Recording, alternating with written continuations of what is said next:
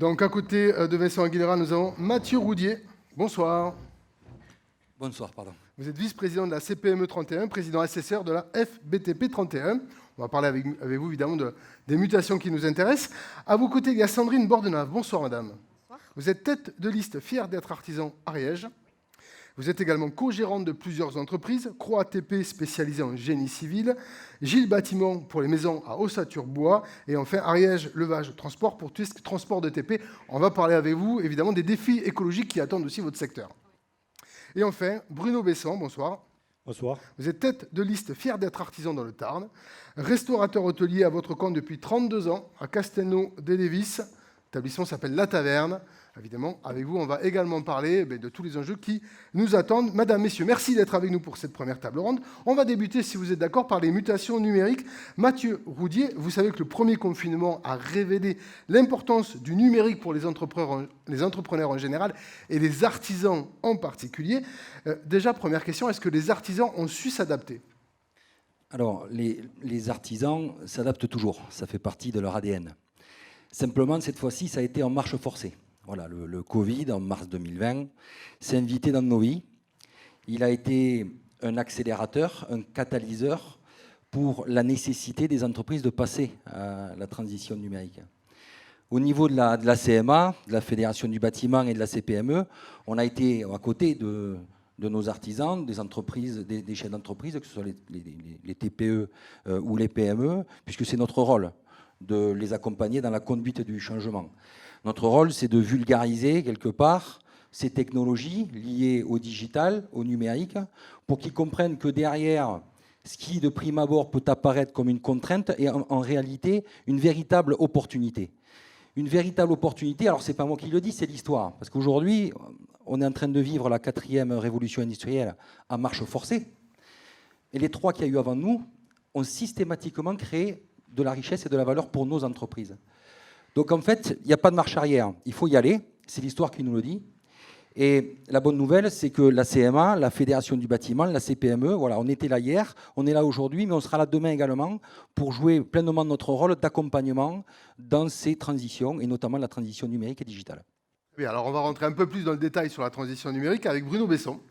On va notamment parler des réseaux sociaux avec vous, puisque Mathieu Roudier l'a dit, c'est une marche forcée, avec des mutations un petit peu obligatoires.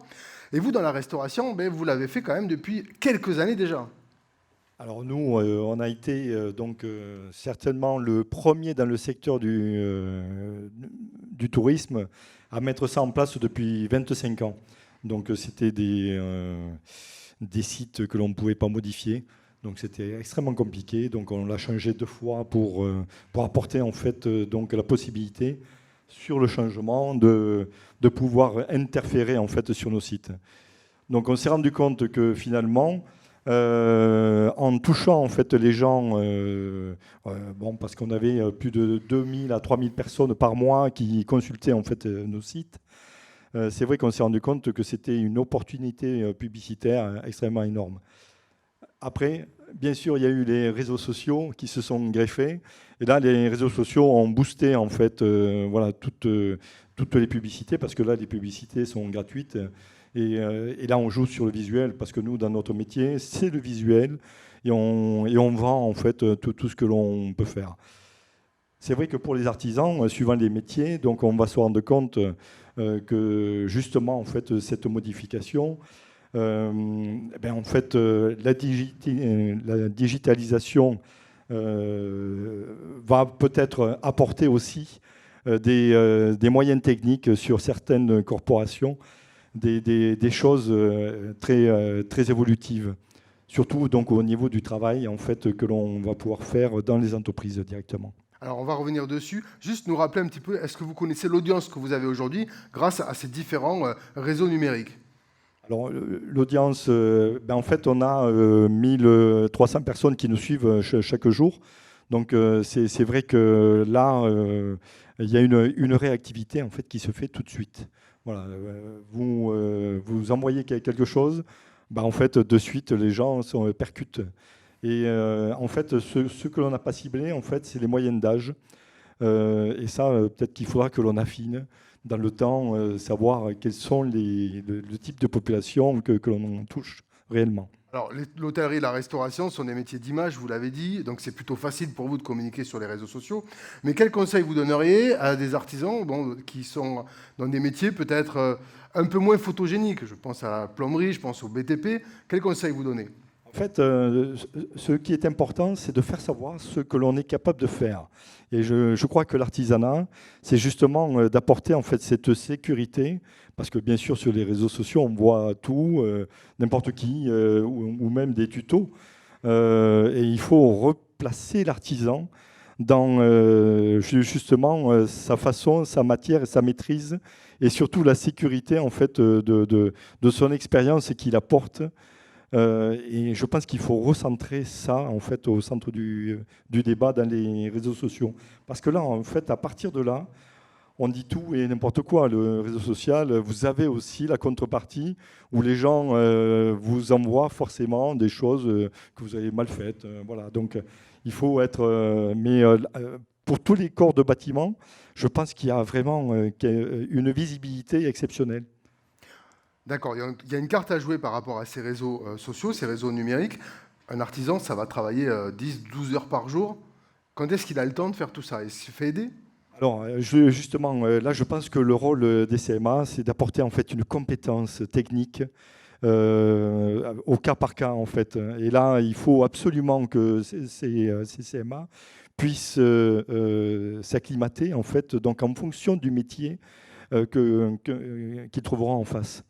Et c'est vrai que chaque métier, au cas par cas, donc on a des différences et des obligations qui nous incombent. Alors, Vincent Aguilera, voilà déjà un premier enjeu sur lequel vous pouvez travailler. Sur lequel nous avons déjà travaillé. Et effectivement, la crise que nous avons vécue en mars 2020, qui nous a tous fermés, nous a permis, à nous, Chambre de métier, de pouvoir faire des diagnostics numériques de l'ensemble des secteurs d'activité qui n'avaient pas encore de site internet, de click and collect, ou alors de commande et livraison. Et nous avons, pendant ces 3 mois-là, analysé plusieurs secteurs d'activité, accompagné, sensibilisé, acculturé, former aussi les dirigeants à l'usage du numérique. Et le numérique, c'est vaste, parce que ça dépend de l'usage qu'on veut en faire, bien évidemment, et ça dépend aussi du consommateur. On ne peut pas mettre en place tous les outils numériques dans une entreprise. Je vais parler d'un commerce de proximité type boulanger ou charcutier, comme on pourrait le faire dans tout ce qui est bâtiment. Ça n'a rien à voir. Simplement, il faut adapter l'outil numérique à l'usage. Et ensuite, former, accompagner, aider. C'est tout ce que nous avons fait pendant le confinement pour qu'ils puissent rebondir plus vite et plus fort. Simplement répondre à une demande et une attente des consommateurs qui étaient privés de pouvoir aller en présentiel, se rendre dans les boutiques qu'ils avaient l'habitude de fréquenter. Aussi, il ne faut pas dire que le numérique va remplacer le présentiel. C'est une forme hybride d'accompagnement, de développement complémentaire de l'activité économique. C'est tout. Le numérique ne va pas remplacer la chaleur humaine, le lien social, le bien vivre ensemble, tout ce que compose l'artisanat en France. L'artisanat en France, c'est plus d'1 million d'entreprises ancrées dans les territoires et il est utile de les accompagner à la transformation de leur entreprise via le numérique, mais surtout laisser et conserver le savoir-faire, la technicité et les valeurs humaines sur un territoire. Très bien. Alors, pour les mutations numériques, on va s'arrêter là parce que la table ronde est courte et le chantier est vaste. Sandrine Bordenave, les mutations numériques, chez vous, ça c'est fait. Alors, avec vous, on va plutôt s'intéresser aux mutations écologiques. Car le grand chantier qui touche vos activités, eh bien, c'est celui-là, finalement. Ah, complètement. Alors, nous, on est en plein dedans et sur les 3 structures. Et la plus grosse mutation, c'est la gestion des déchets et leur tri, ainsi que leur filière. Donc en plus, il y a une directive européenne de 2020 qui s'appelle la REP. Et le principe, c'est le pollueur-payeur. Donc il faut vraiment encourager tout le monde à trier un maximum, à évacuer sur des filières destinées à ces déchets. À terme, l'idée, c'est que les artisans, notamment, n'aient plus à payer leurs déchets et que ces déchets soient payés par les écotaxes. Donc, quand on va acheter une plaque de plâtre, On va payer une écotaxe comme aujourd'hui on le fait avec l'électroménager. Il va y avoir des filières de tri et c'est ces filières qui vont rémunérer les déchetteries et non plus l'artisan ou les entreprises. Voilà. D'accord, donc ça, tout ça, c'est en train de se mettre en place. C'est en train de se mettre en place, mais les objectifs auraient dû être atteints pour 2020 et on en est encore assez loin. Ça, c'est pour le recyclage des déchets. Oui. Sur votre entreprise, vous travaillez également sur votre impact carbone. Alors, on travaille beaucoup sur l'impact carbone, notamment, nous, on a une flotte de poids lourds. Et pour essayer de réduire les émissions de CO2, on a décidé de passer tous nos moteurs au colza. Mais sur du colza issu de culture française pour avoir un circuit court. Donc ça représente quand même 60% en moins d'émissions de CO2.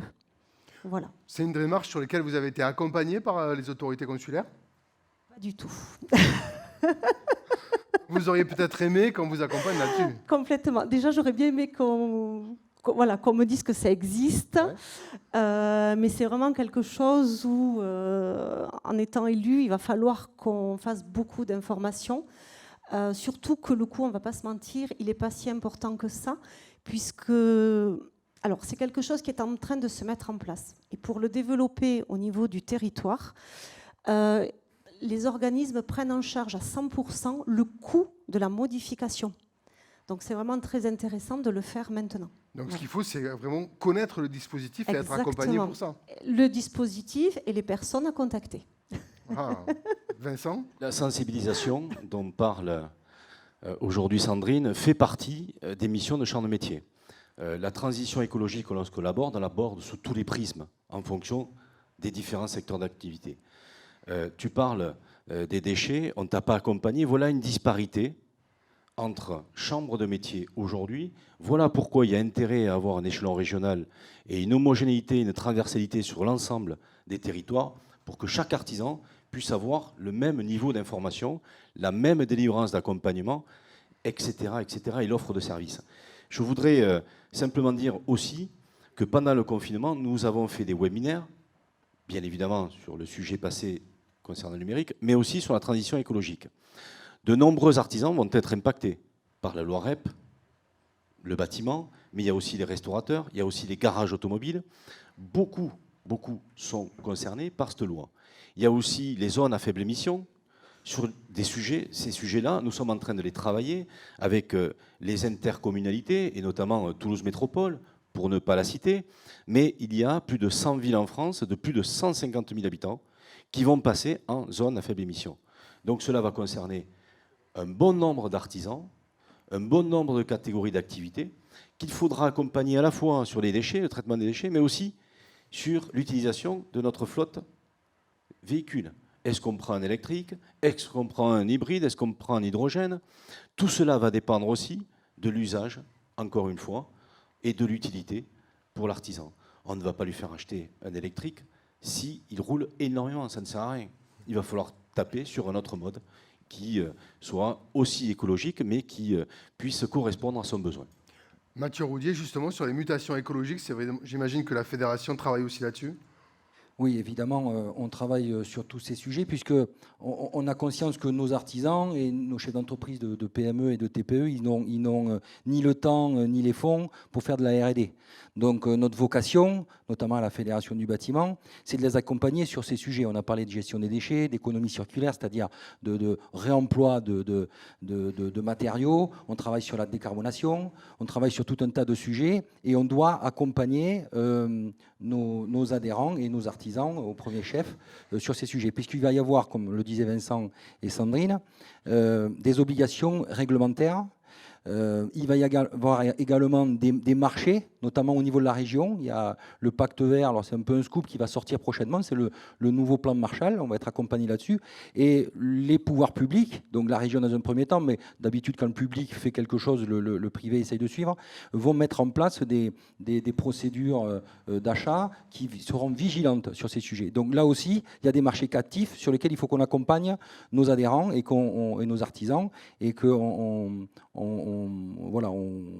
sur toutes les problématiques qu'on vient d'évoquer. D'accord, très bien. Sandrine Bordenave, je reviens avec vous. Vous ne l'avez pas fait par souci de rentabilité, c'est plus une conviction personnelle quelque part.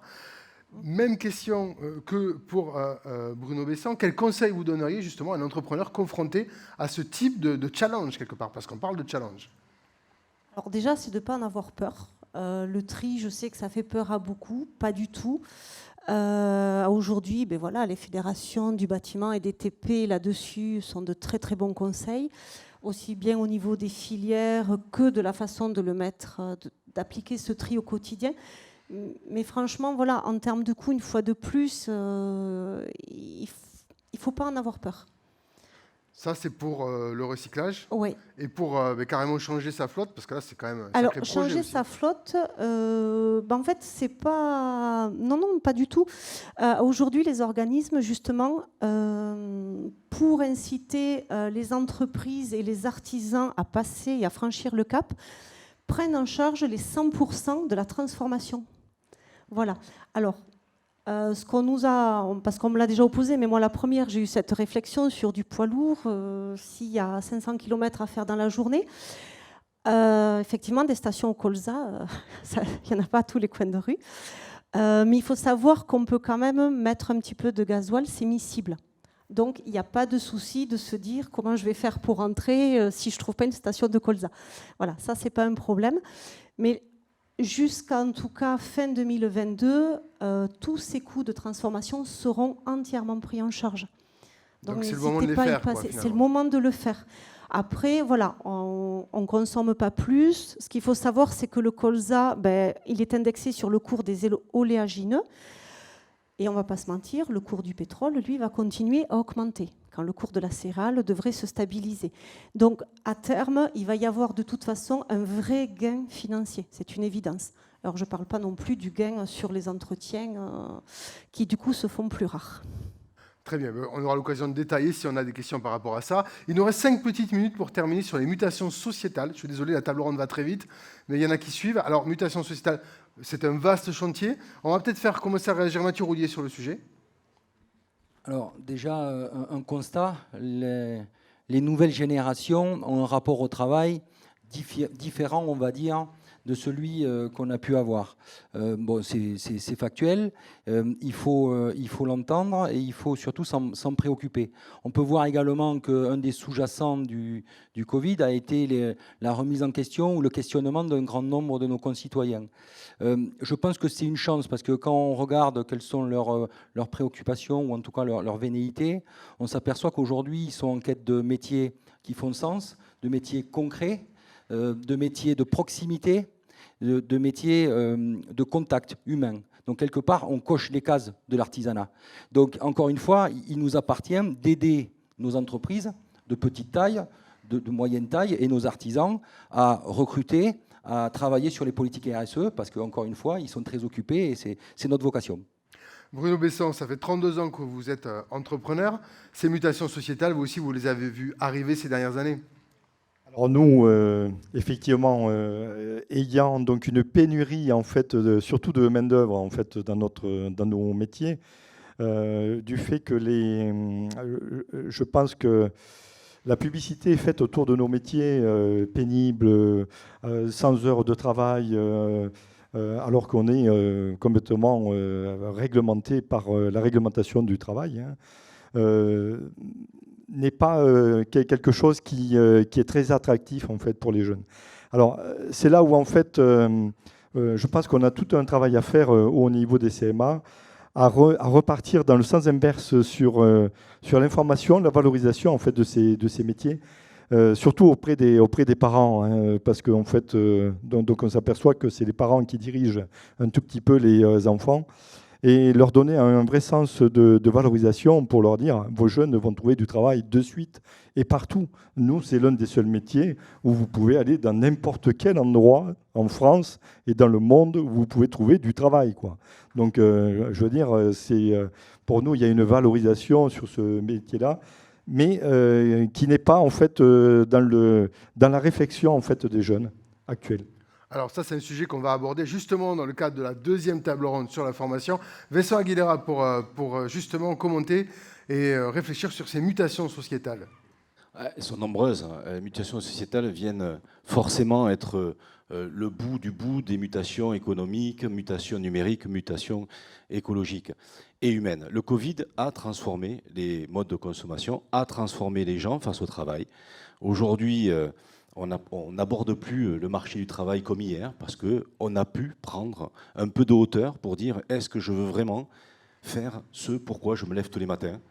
Et beaucoup de chefs d'entreprise sont confrontés à cette problématique-là, c'est que nos collaborateurs ne souhaitent plus revenir au travail comme ils le faisaient hier. Par contre, ce qui est sûr, c'est qu'on a quand même permis d'ouvrir une nouvelle brèche d'espoir. Je parle de la reconversion des collaborateurs qui se sont retrouvés dans un PSE. Nous avons beaucoup de cadres dirigeants, nous avons beaucoup de cadres du secteur bancaire, de l'aéronautique, qui viennent investir le milieu de l'artisanat, à la fois dans sa formation initiale, je parle du CFA, mais aussi dans le cadre d'une vision de reprise d'entreprise. Et cette mutation de l'artisanat, mutation sociétale vis-à-vis de l'artisanat, c'est le Covid qui l'a permis et qui l'a accéléré. Donc la mutation sociétale, c'est un espoir aussi qui donne du sens à certains collaborateurs qui étaient dans des grands groupes et qui souhaitent finalement travailler de leurs mains, travailler en donnant ou en ayant une quête de sens de ce pourquoi ils se lèvent tous les matins, fournir un produit, fournir un service, mais pas forcément dans les métropoles, puisqu'on voit une migration des grandes villes vers les petites villes ou des petites villes vers les foyers ruraux. Et ça redonne du sens aussi au cœur d'activité de nos villes et villages. Donc il n'y a pas que du négatif. Je sais qu'il y a beaucoup de négatifs par rapport à cette mutation sociétale, mais il faut aborder aussi par le prisme de l'espoir et du côté positif. Nous avons recréé un sens à certaines personnes qui étaient des salariés et qui souhaitent investir le monde de l'entreprise, meilleur facteur d'intégration sociale et sociétale. Très bien. Évidemment, pour qu'ils puissent bien diriger et bien reprendre une entreprise, il faut les former. C'est ce qu'on va voir dans la deuxième table ronde. Madame, messieurs, merci pour vos témoignages.